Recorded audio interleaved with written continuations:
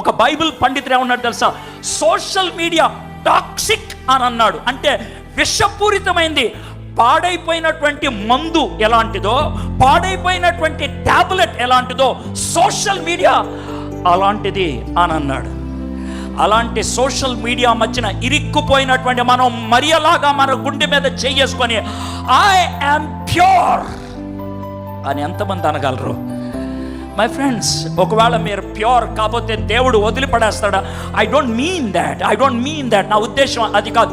ఒకవేళ ఈ సమయంలో లేదు సార్ నేను ప్యూర్ కాదు అని అనుకుంటే సమరయ స్త్రీని జ్ఞాపకం చేసుకోండి.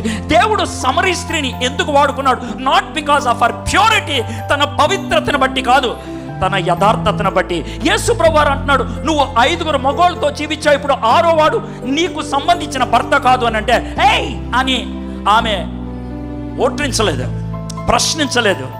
నువ్వు ప్రవక్తవా? నా జీవితాన్ని ఎలా చెప్పగలిగావని ఒప్పుకుందామే, అక్నాలెడ్జ్ చేసింది, అంగీకరించింది, తల ఒక్కింది. ఎస్, నువ్వు చెప్పినట్లు నా జీవితం సరి అయింది కాదని. ఆ విధమైనటువంటి ఆనెస్టీని బట్టి దేవుడు ఆమెను వాడుకోవడానికి ఇష్టపడ్డాడు. ఈ మధ్యాహ్నం నేను మీతో చెప్పగలిగేటువంటి మాట ఏంటంటే, ఒకవేళ నీ యొక్క లైఫ్ జారిపోయినదైతే, గీత దాటిందైతే, I request you to do one thing.